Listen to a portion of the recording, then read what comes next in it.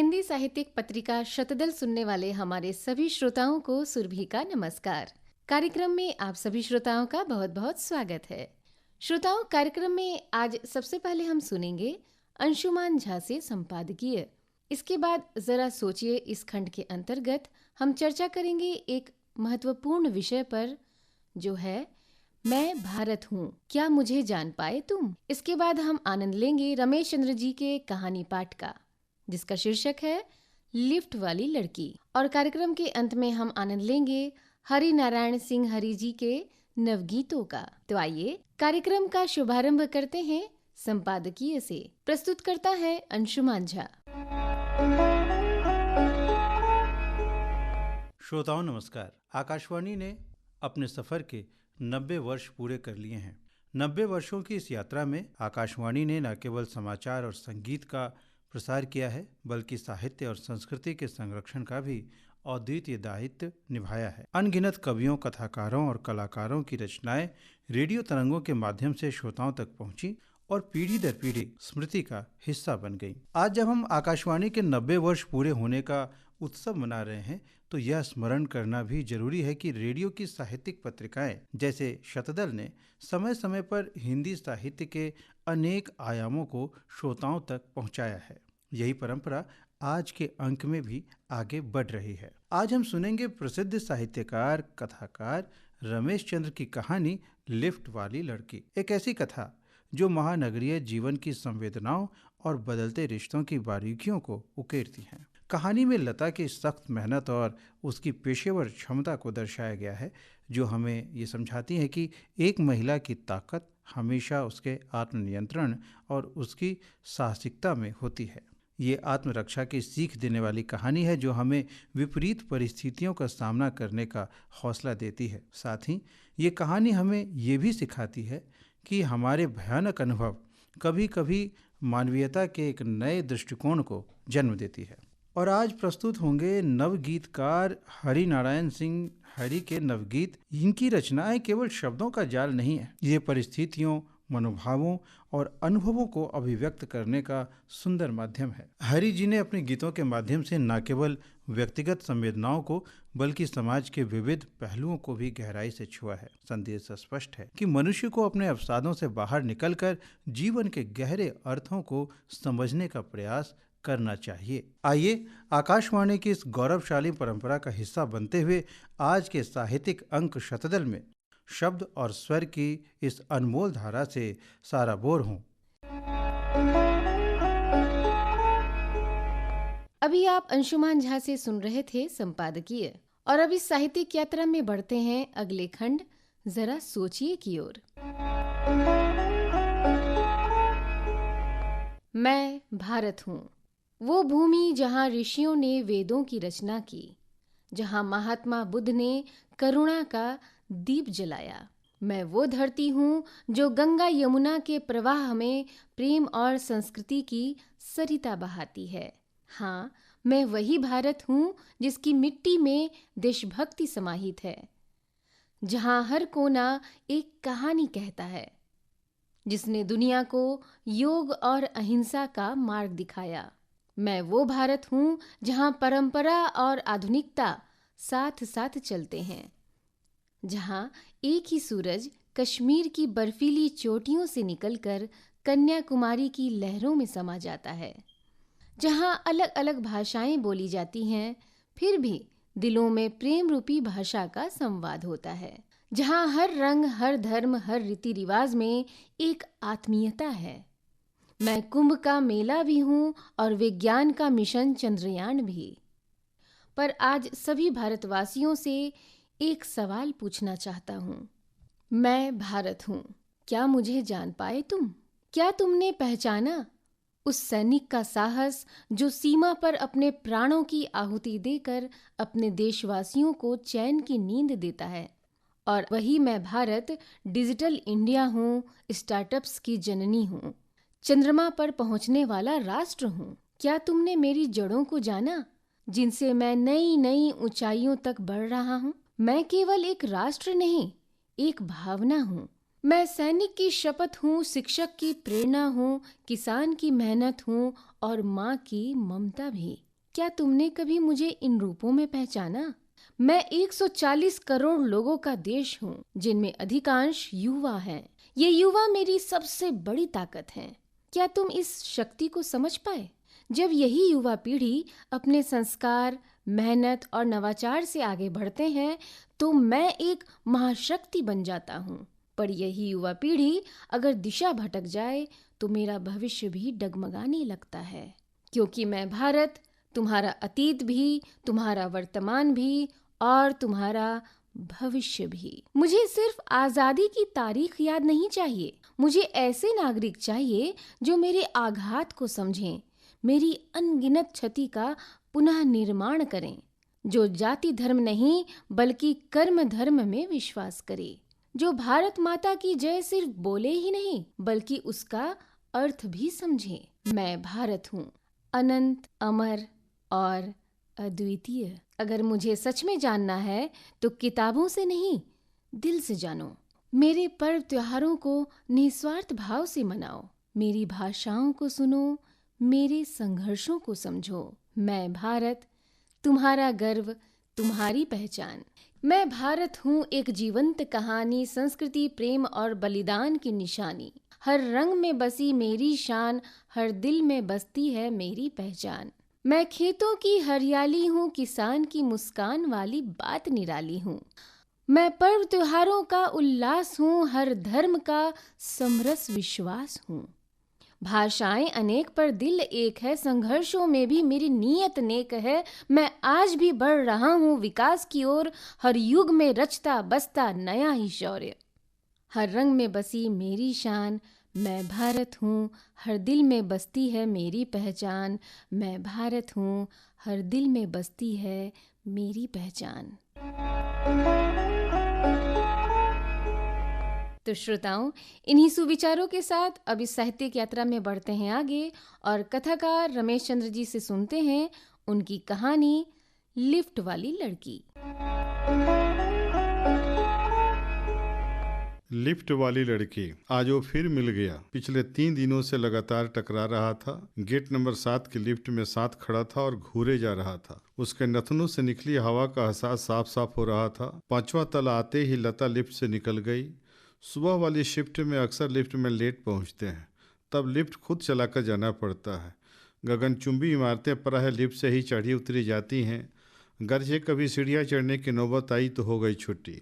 बैठकर 20 मिनट हाँफते रहो, तब जाकर सांसें सामान्य होती हैं और कंप्यूटर का स्क्रीन सूझता है। सो लिफ्ट पर लाइन लगी रहती है।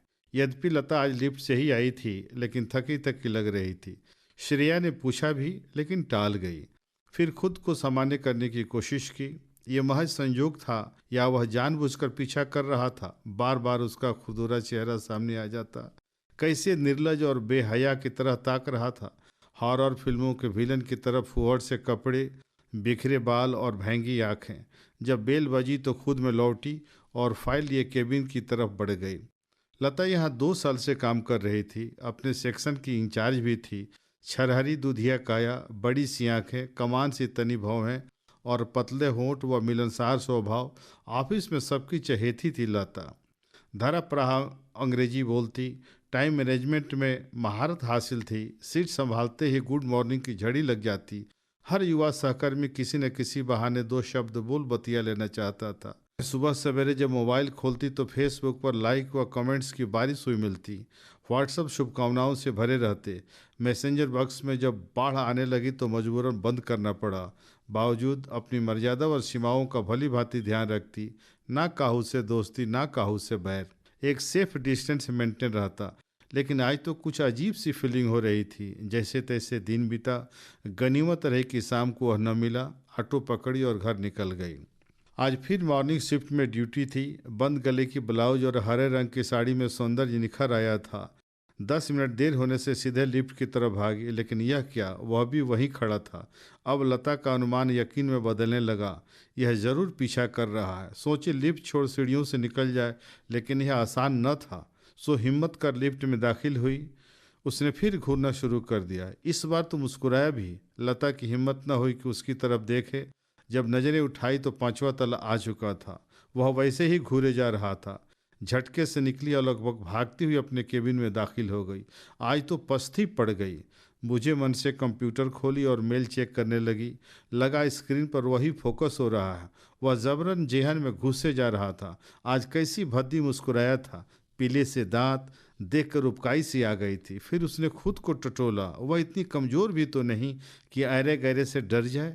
मुट्ठियां भींचने लगी, सांसों की रफ्तार तेज हो गई और उसे निपटने के तरीकों पर विचार करने लगी।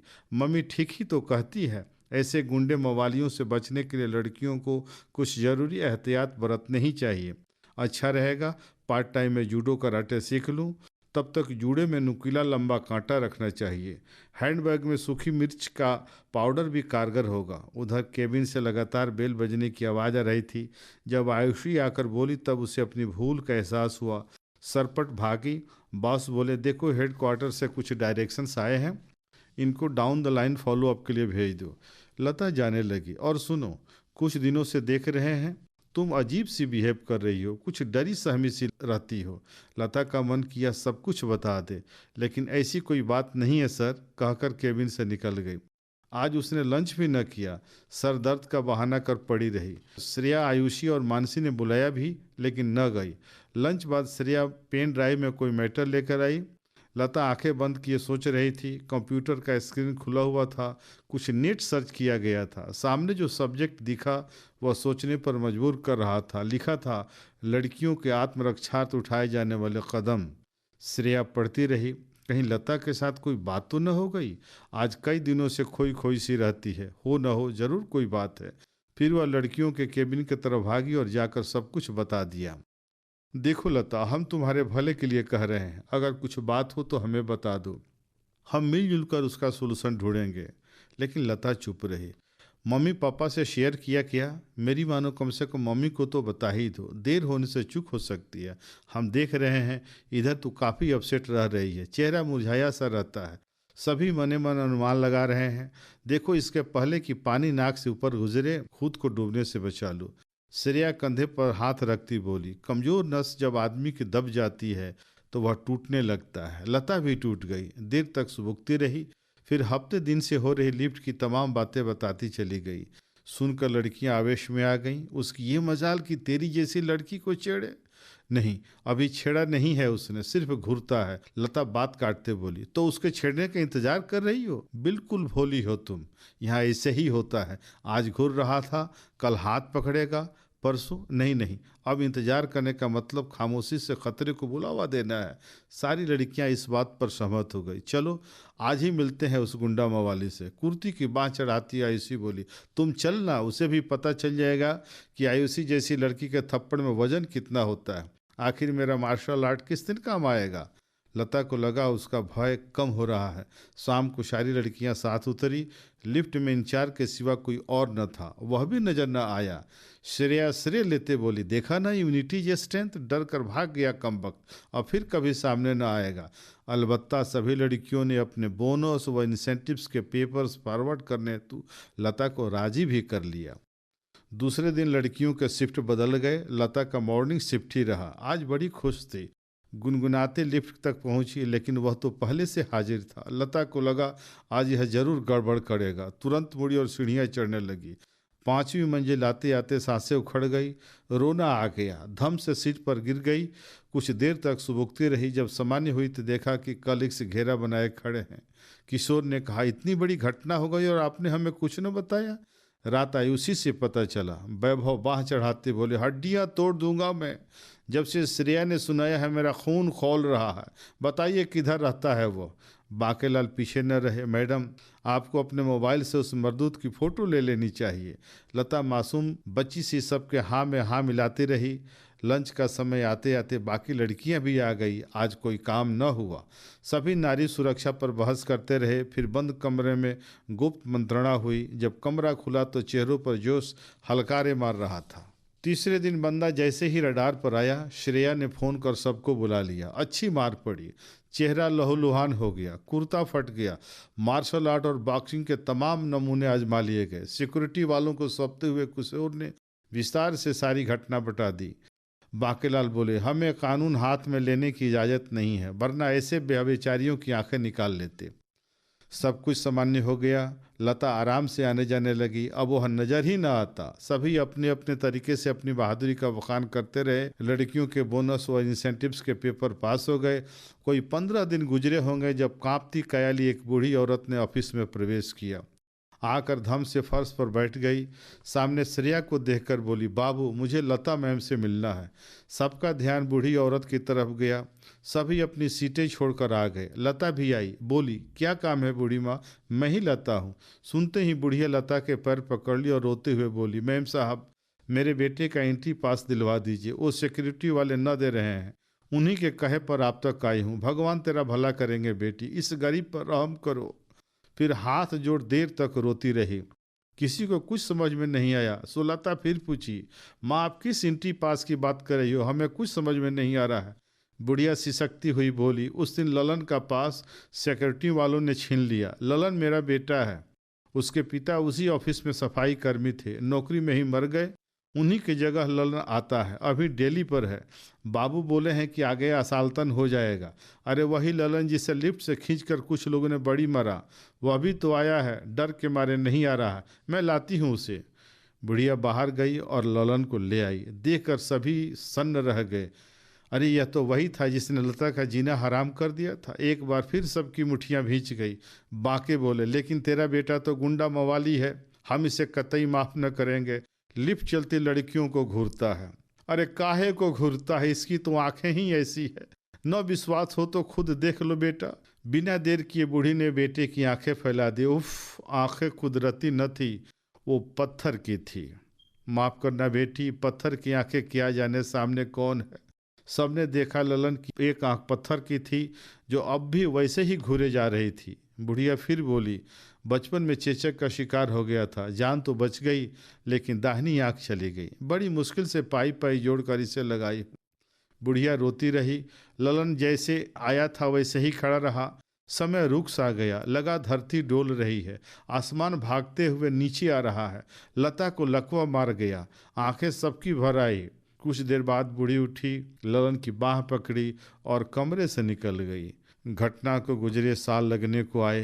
लता जब भी लिफ्ट पर आती है निगाहें ललन को ढूंढती रहती है, लेकिन उसके बाद वह फिर कभी दिखाई न दिया। एक दिन अचानक दिख गया। भारी बोझ लिए हुए सीढ़ियां चढ़ रहा था। लता से रहा न गया, पीछे भागी। पास जाकर बोली, ललन इतनी बोझ लिए 7वीं मंजिल तक कैसे जाओगे? वह बिना मुड़े बोला, मैम साहब मैं तो रोज इन्हीं सीढ़ियों से जाता हूँ।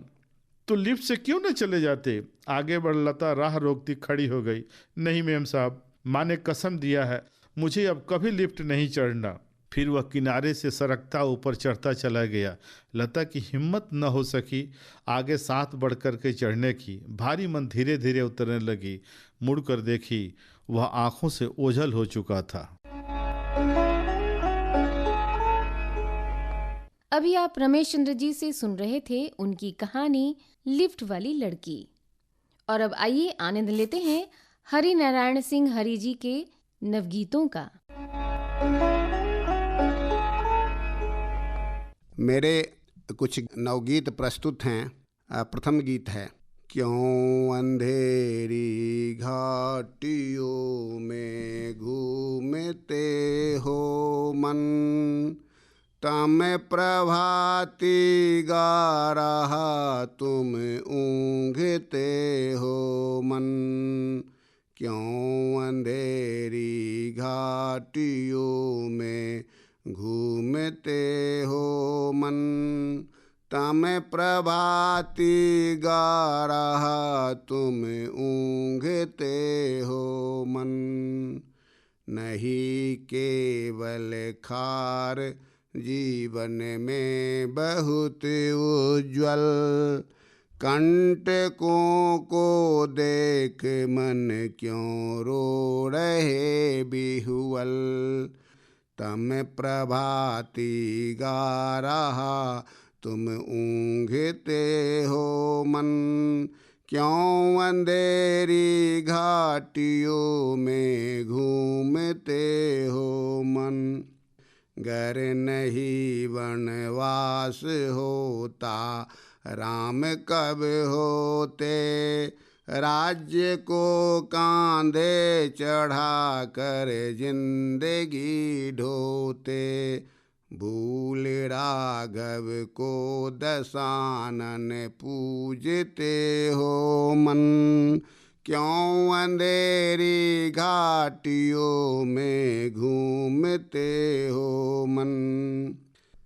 अंतिम बंद है। मन उबरे अवसाद से पथ गंध का धर लो, जिंदगी के पल बचे जो रंग से भर लो।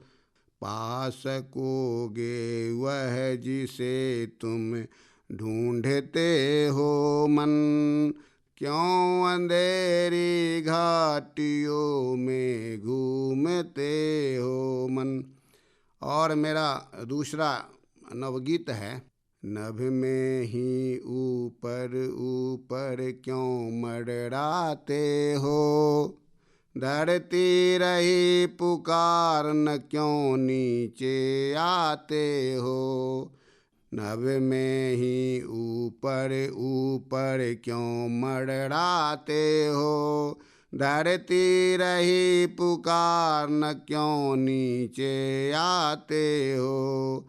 नीचे वालों के संबल से चढ़े गगन पर, उड़ते हो आकाश बीच में अश्व पवन पर। अब बरसेंगे तब बरसेंगे भरमाते हो, धरती रही पुकार न क्यों नीचे आते हो। दुनिया का दस्तूर यही जो तुम करते हो, धरती से जल सोख सोख खुद को भरते हो। जब देने की बारी अक्सर सो जाते हो, धरती रही पुकार न क्यों नीचे आते हो। प्राण हलक में भूखे आए आओ आओ, बरसों बरसों मेघ नहीं ज्यादा तरसाओ। भूसे ही उपजे हो भूसे कतराते हो, धरती रही पुकार न क्यों नीचे आते हो। नभ में ही ऊपर ऊपर क्यों मडराते हो, धरती रही पुकार न क्यों नीचे आते हो। और मेरा तीसरा गीत है। सावनी बरसात मेरे गीत हैं, सावनी बरसात मेरे गीत हैं, वेदना के पंख हैं संगीत हैं। सावनी बरसात मेरे गीत हैं, सरल रेखा पर खड़े समकोण हैं, भावना से ये लवालब द्रोण हैं। तुम न जो सहला सके चिंता नहीं, तुम न जो सहला सके चिंता नहीं, जिंदगी को दे रहे ये जीत हैं। सावनी बरसात मेरे गीत हैं, वेदना के पंख हैं संगीत हैं। प्रखर धारा और जर्जर कश्तियाँ, ले रहा उसमें अकिंचन मस्तियाँ। फबतियाँ सुनते उपेक्षा झेलते, कामना गाते रसीले प्रीत हैं। सावनी बरसात मेरे गीत हैं, वेदना के पंख हैं संगीत हैं। करुण रस के शौर्य के श्रृंगार के, आदमियत के सहज अभिसार के, हो न विगलित प्रेम का बिरवा कोई, गीत मेरे इन सभी के मीत हैं। सावनी बरसात मेरे गीत हैं, वेदना के पंख हैं संगीत। और एक और गीत है। मेघ गगन चढ़ इठलाते हो इतराते हो, जन्म जन्म का नेह धरा से झुठलाते हो। मेघ गगन चढ़ इठलाते हो इतराते हो, जन्म जन्म का नेह धरा से झुठलाते हो। धूल धूसरित गोड़ैया मनुहार कर रही, धूप धरा से दुश्मन सा व्यवहार कर रही। धूल धूसरित गोरैया मनुहार कर रही, धूप धरा से दुश्मन सा व्यवहार कर रही। उतर भूमि पर इनको क्यों ना समझाते हो, मेघ गगन चढ़ इठलाते हो, इतराते हो, जन्म जन्म का नेह धरा से झुठलाते हो। छाया भी अब हुई अगन सी पेरो बाली, ताल तलैया जीवन रस अब खोने वाली। रूठ गई ये इन्हें न काहे दुलराते हो, मेघ गगन चढ़ इठलाते हो, इतराते हो, जन्म जन्म का नेह धरा से झुठलाते। अंतिम बंद है। आओ उतरो मेघ नेह की वर्षा लेकर, रूठ गए मुझसे वैरी के उकसाने पर।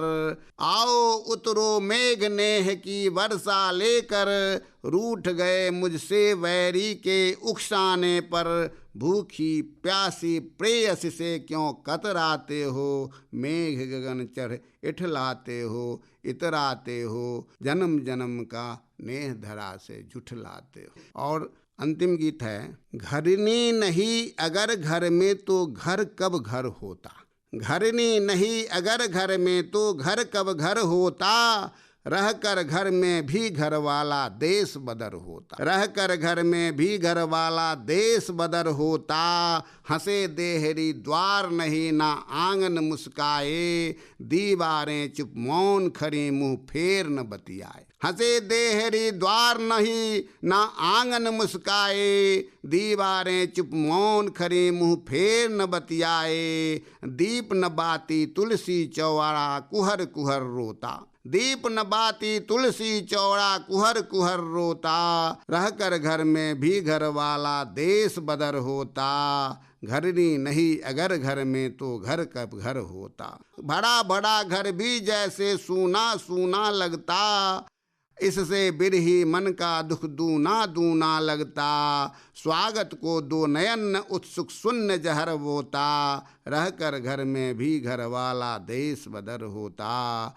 घरनी नहीं अगर घर में तो घर कब घर होता। और अंतिम बंद है कि घोड़े जैसे दौड़ रहे थे पहले वाले दिन, घोड़े जैसे दौड़ रहे थे पहले वाले दिन। अब तो समय न काटे कटता एकाकी तुम बिन, नर चिरई को रास न आवे सुन्न सुघर खोता।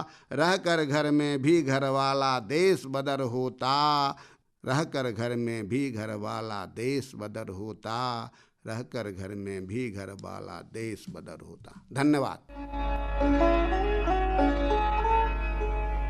अभी आप हरिनारायण सिंह हरि जी के नवगीतों का आनंद ले रहे थे। श्रोताओं, 11 जुलाई को प्रसारित रेडियो साहित्यिक पत्रिका शतदल के बारे में हमारे नियमित श्रोता अनिल कुमार जी ने एक ईमेल भेजा है, तो आइए इस ईमेल को आपके साथ भी साझा करें। अनिल कुमार जी ने लिखा है, सेवा में आकाशवाणी पटना। मैं अनिल कुमार शतदल का नियमित श्रोता हूँ, साथ साथ प्रशंसक भी। दिनांक 11 जुलाई 2025 को प्रसारित जरा सोचिए में हर भाषा की अनेकता में एकता वाली महत्ता और आवश्यकता काफी अच्छी लगी। डॉक्टर शेखर शंकर जी की कविताओं में से धूप में कुर्सियाँ, घड़ी, पिता, माचिस का स्वपाठ रुचिकर और गंभीर लगा। राजेंद्र सुधाकर जी की कहानी बहुरिया हमारे समाज की उन विसंगतियों और सोच को इंगित करती है जिनसे हम अभी भी विमुख और संवेदनहीन हैं। आकाशवाणी पटना को बहुत बहुत धन्यवाद। अनिल कुमार जी को भी हमारी ओर से बहुत बहुत धन्यवाद। हमारे साथ इसी तरह जुड़े रहें और हमें अपनी प्रतिक्रिया